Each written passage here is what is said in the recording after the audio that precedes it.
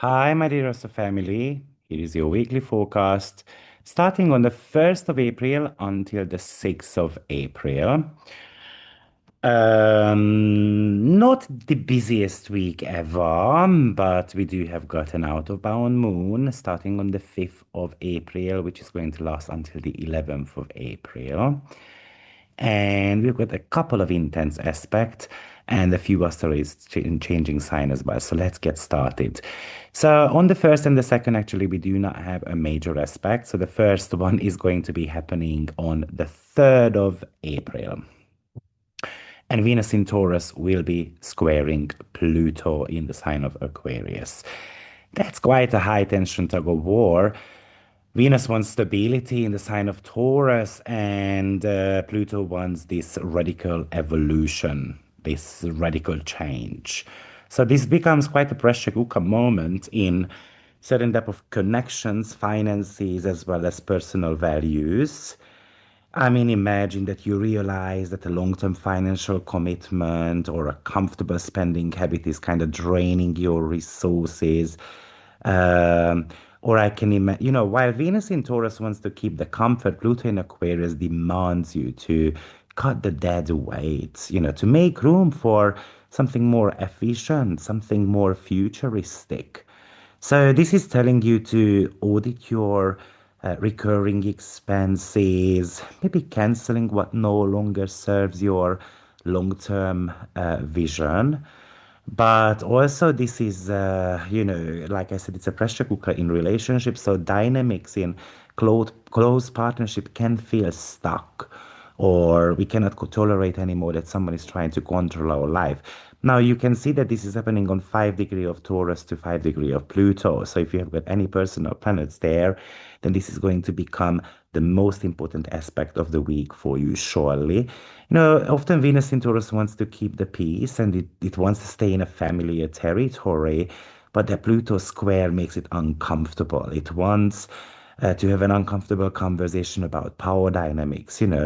It's somehow revealing the unspoken rules as well. It's about addressing the deep-seated truth rather than kind of like just smoothing it over.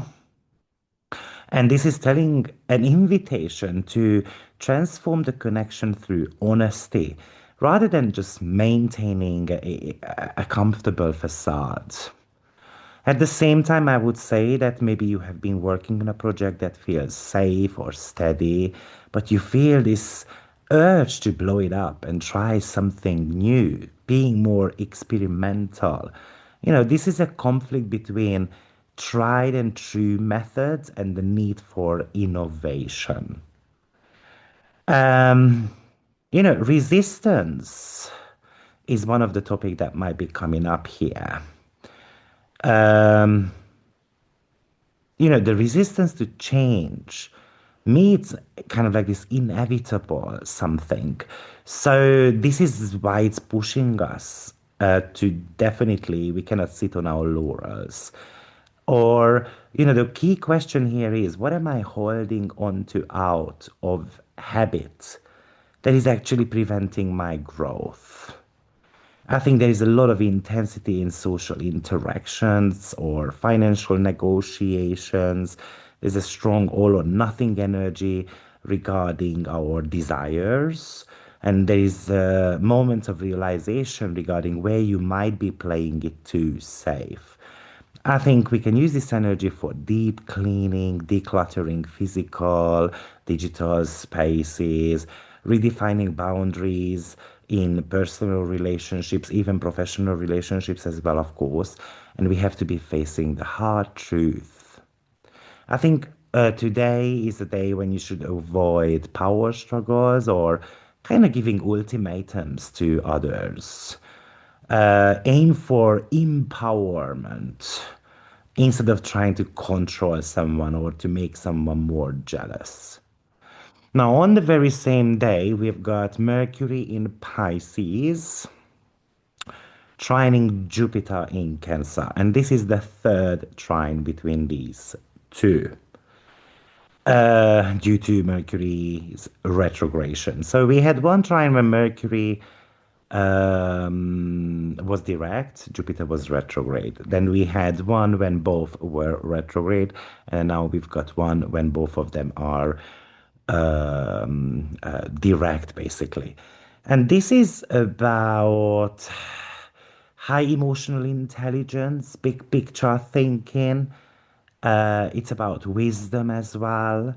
This is a bit of a peace treaty as well, because we had that tense and heavy conversation from the Venus-Pluto square. And then now it gives us the opportunity for a genuine healing. Mercury in Pisces allows for words that soothe, while Jupiter in Cancer is bringing that protective, nurturing energy to that dialogue. It shows that I do care what you are talking about. So this is a brilliant to offer an apology or kind of like reassuring someone that I hear you, because that could be restoring the safety to the relationship, to the partnership. It is also telling you that it's more to do with intuitive strategies, because sometimes logic just alone cannot solve a problem.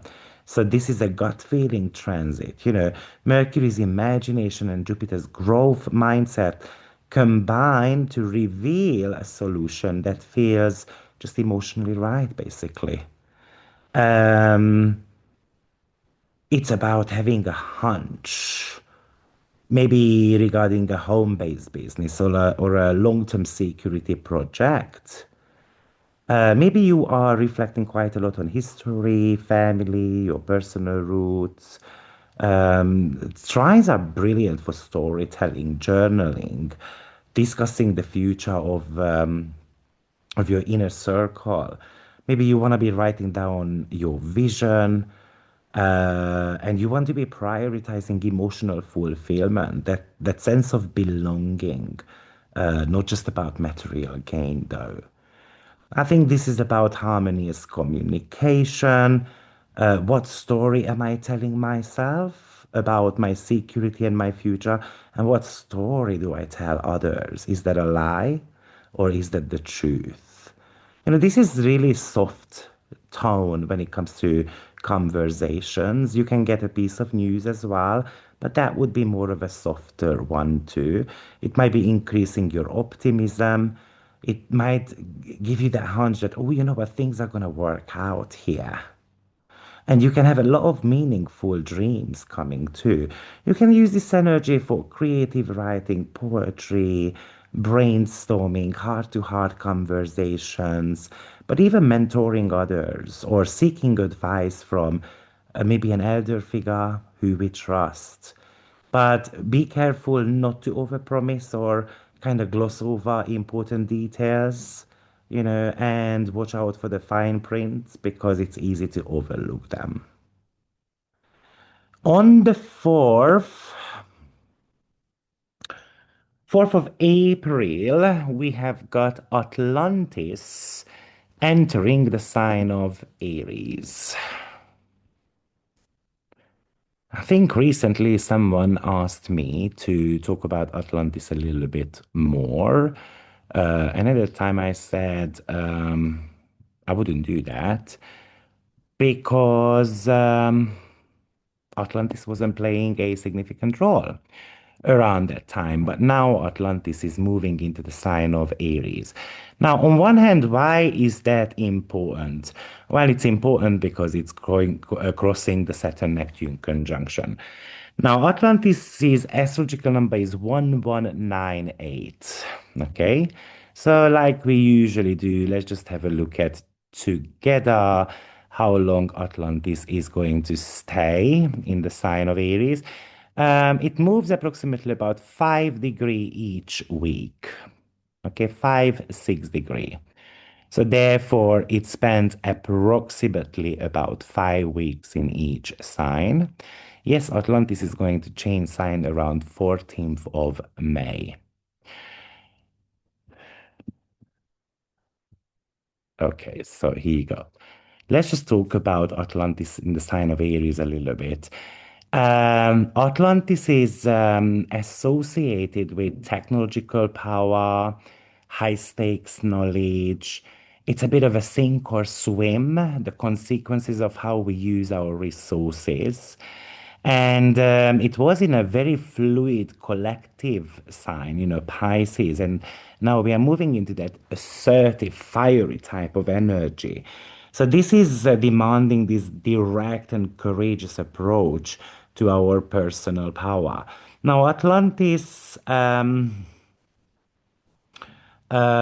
is the lost knowledge. It is it is the lost island, right? So something got lost there. But it brings us a lot of wisdom too. So when it comes to Atlantis, it also represents something to do with the ethical responsibility that comes with our special knowledge, also. It is named after this legendary sunken civilization. So its energy often oscillates between brilliance and catastrophe.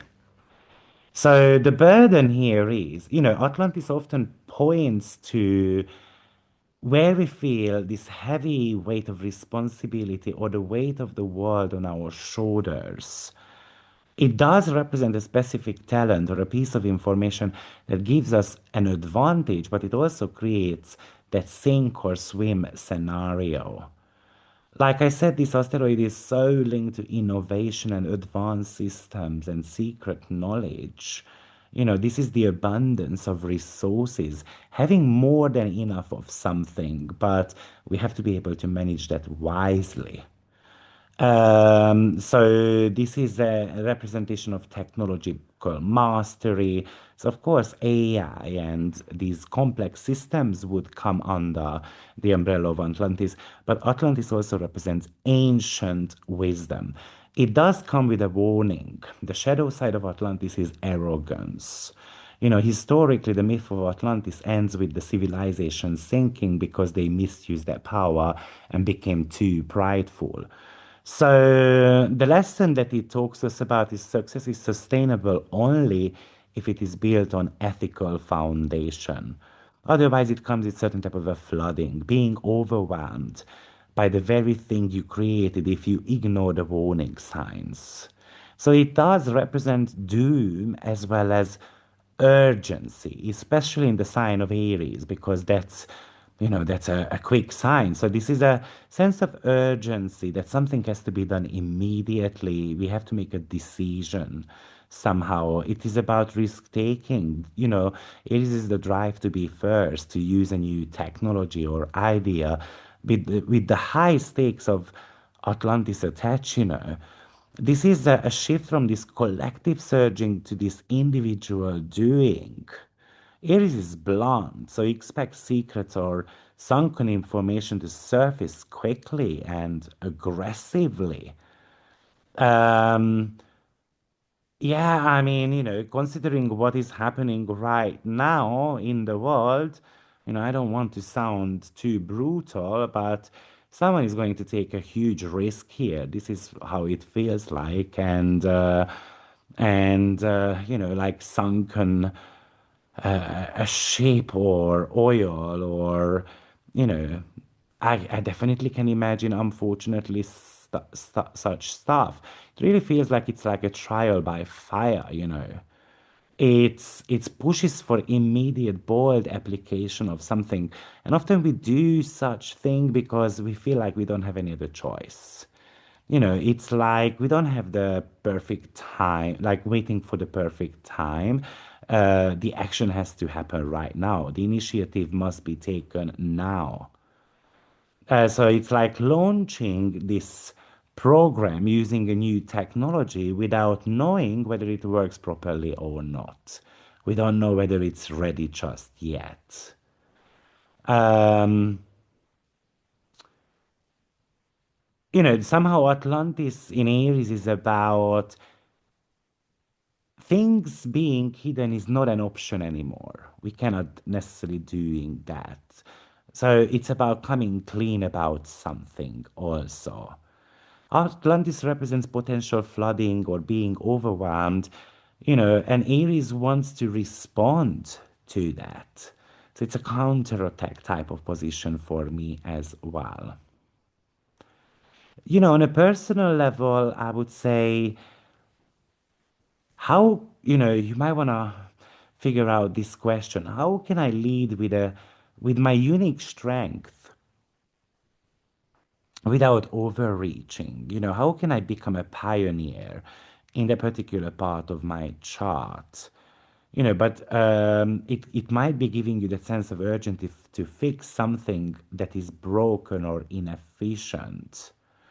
And this is about becoming aware of the consequences of our choices as well. Yes, we can definitely use this energy to launch like this brave new project, something that might require technical skill. Okay, but it's also, we have to be facing a challenge head on rather than just avoiding it. And this might be about being radically honest in how you use your influence.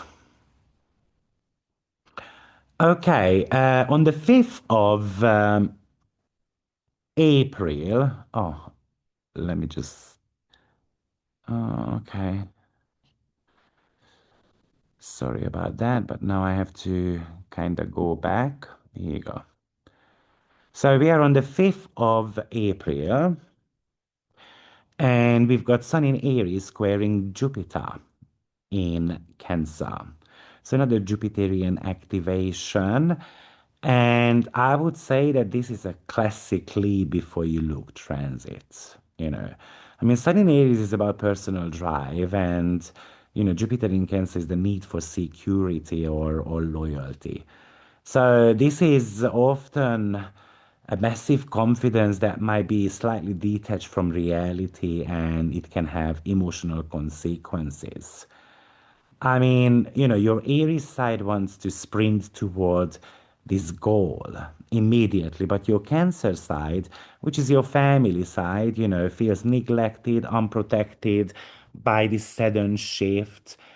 And you are trying to find this way to pitch your ambition to your loved ones as something that will ultimately provide more security rather than just acting out. Jupiter in Cancer is, emotional spending, for example, and often we do that because we want to feel a little bit more nurtured. And the Sun here is giving that impulsiveness, like buy it now. So this can be one way how this might be playing out, and therefore, before you purchase, potentially you might want to wait a good 48 hours. This also can create this hero complex as well. I can overpromise something and then I might not be able to deliver it. Or your help can feel too forceful for someone who just needs emotional support. So, you have to ask how I can support you before actually, here is what I'm going to do for you type of sentences. Maybe someone is going to be like in your family, in your inner circles, facing a challenge, and you rush in to save the day.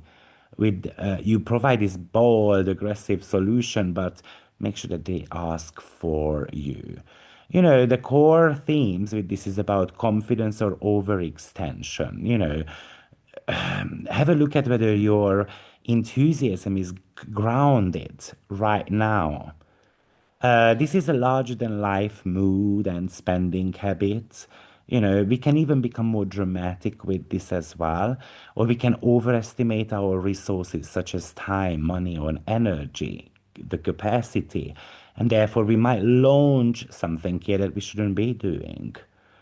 And you might even feel this strong urge to break free from any type of traditional restrictions. I think this is a big energy, and then we can channel this into physical exercise or something that is demanding. Or you might need to be identifying the area of life where you have been playing a bit small. So, how can I expand, but carefully though? And also, it is about celebration as well, but that should remain reasonable. Like, I'm not going to celebrate before actually I won something. We need to be watching out for arrogance and preaching with this because we might feel like that we have got all the answers, we've got all the tools that we need. And actually, maybe someone is going to show us that we do not. Also, remember that everything looks bigger under this transit, under this square. So, opportunities and obstacles too. On the same day, Moon goes out of bound until the 11th of April. So, I'm going to talk about until the 11th of April just with the Moon, because obviously it starts on the 5th. Moon goes out of bound on 26 degree of Scorpio.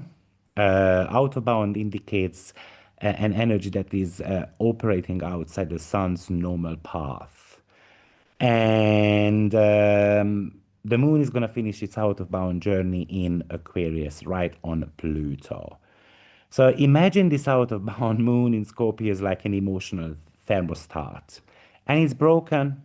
So the feelings, the intuition, the public mood is a lot more erratic, a lot more extreme, a lot more unfiltered. Okay, it starts in Scorpio, ending on Pluto. There's a lot of investigative, transformative cycles happening here. This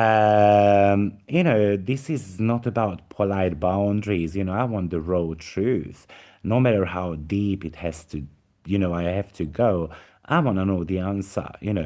I mean, we can use this for intense research, accounting, psychological self-reflection. It's about finding the missing links somehow in my own narratives, in my own stories.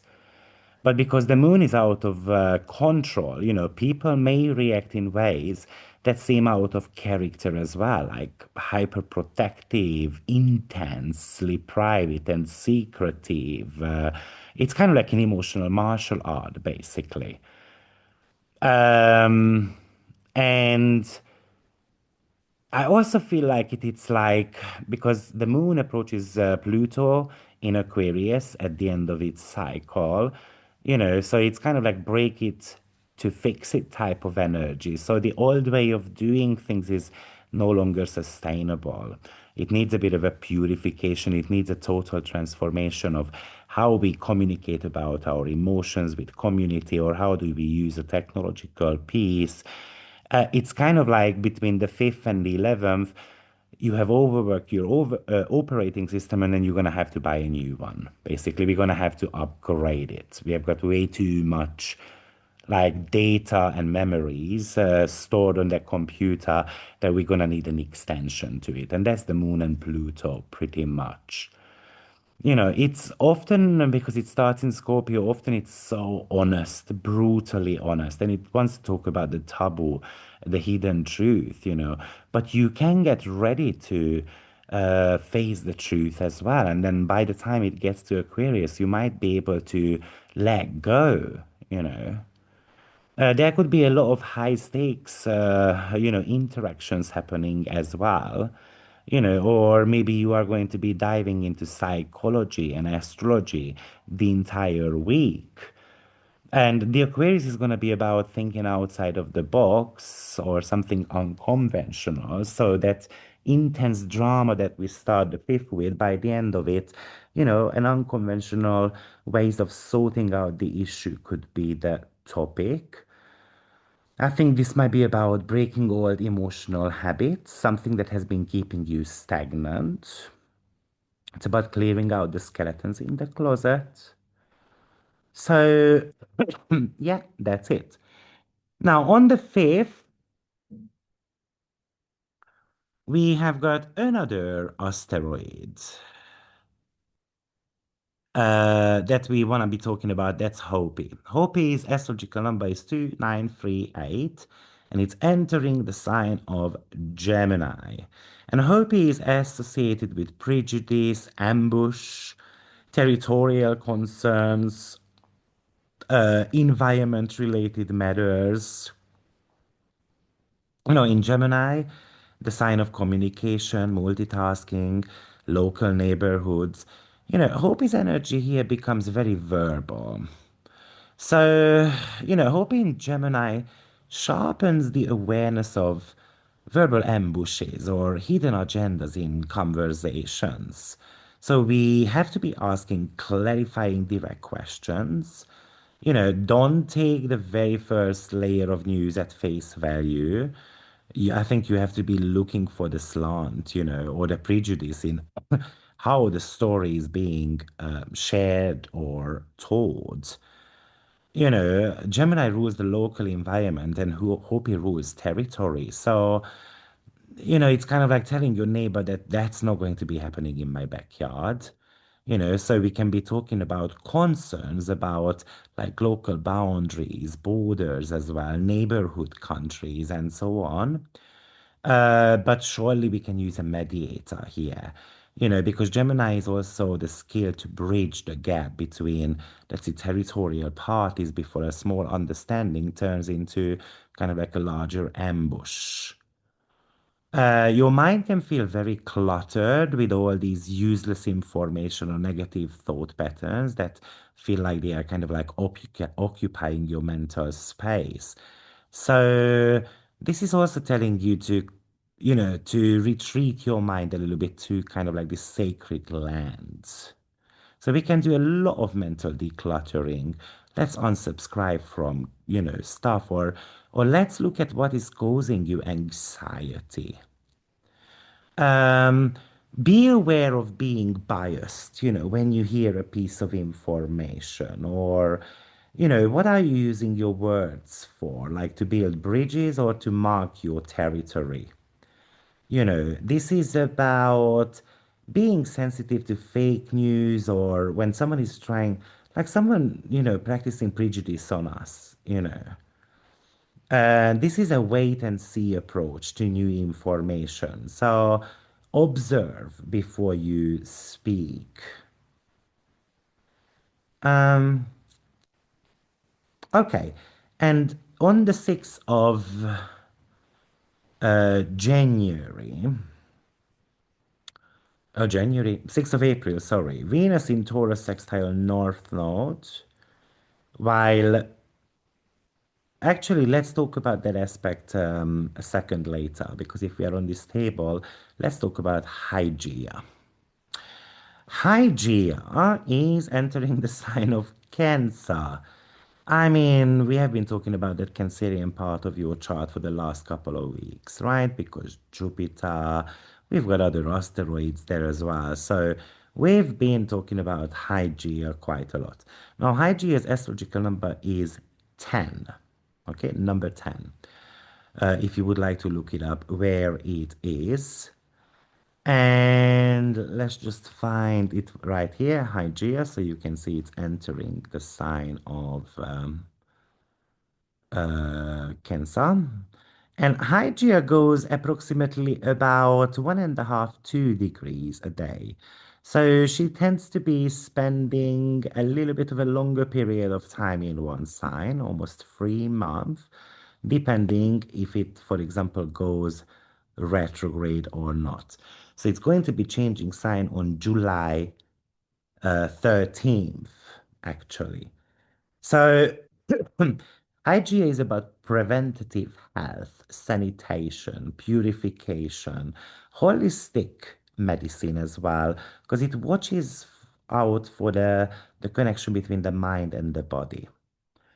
So it looks like that you are detoxifying your home life a little bit. Like it's a clean nest, It's not just about tidying things up, it's about removing like the allergens, the toxins, anything that is emotionally upsetting, basically. So let's deep clean that kitchen, the bedroom. Maybe we want to use non-toxic products though. Or maybe you have been, or you're going to feel a bit off or anxious, and maybe you realize that your diet or eating habits have become a little bit erratic. So you want to be, restoring that because Cancer rules the stomach and the breasts as well. And again, Hygeia rules the prevention of that illness. I mean, often, we rely on a lot on comfort food. And often, that's has got that healing element, like warm soups, hydrating meals and so forth. So we can do that. But let's just watch out for how much we want to do that, though. Or maybe you want to be taken of the emotional weight from a family member or a close friend, but that could make you physically exhausted as well. So, hygiene in Cancer is trying to teach you that emotional hygiene is just as important as your physical hygiene.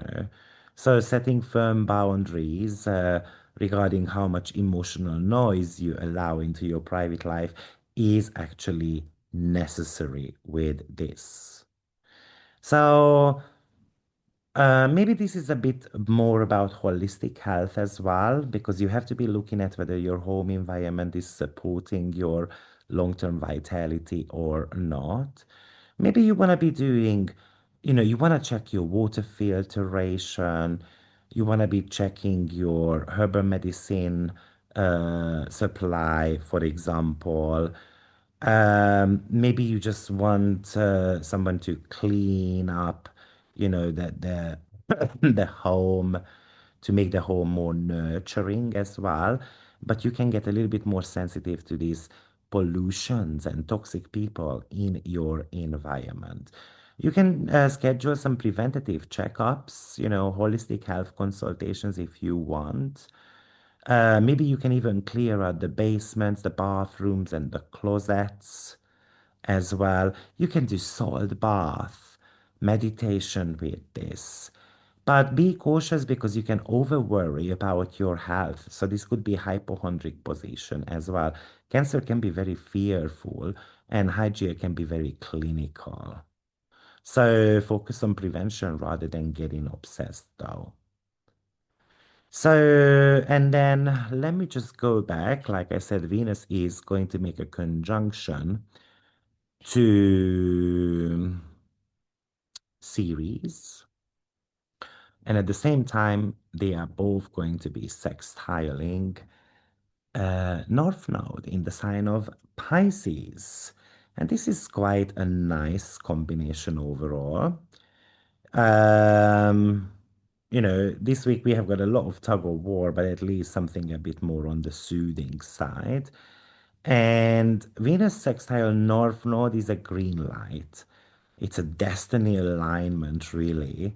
And Ceres is just there to make sure that these choices that we make about the future are nourishing and it's going to become stable enough.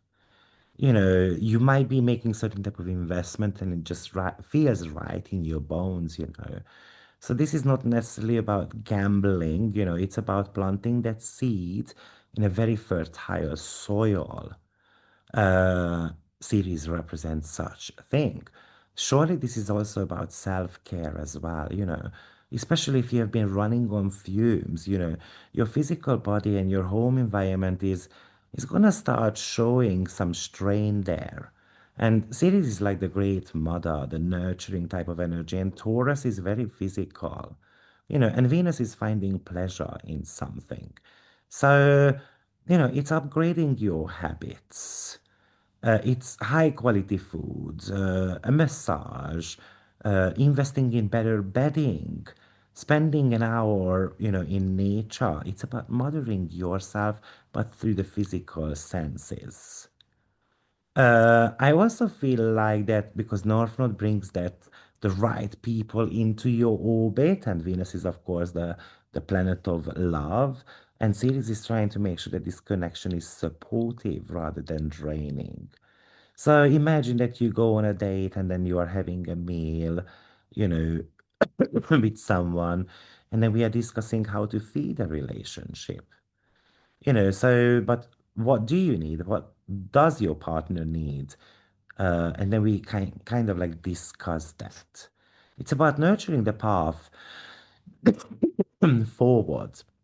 Potentially something that you already started, though, or you want to be securing that path that you have been thinking about. So this could really talk to you about a lucky meet with someone or luck connected to money. But you can have a lot, like a strong desire for good food and physical touch, and it can lead up to a bit of a greed as well, though. Um, what you need to be watching out is overindulgence. I mean, Ceres and Venus together are in its own territory, and then we can get so comfortable that we kind of don't want to leave the nest.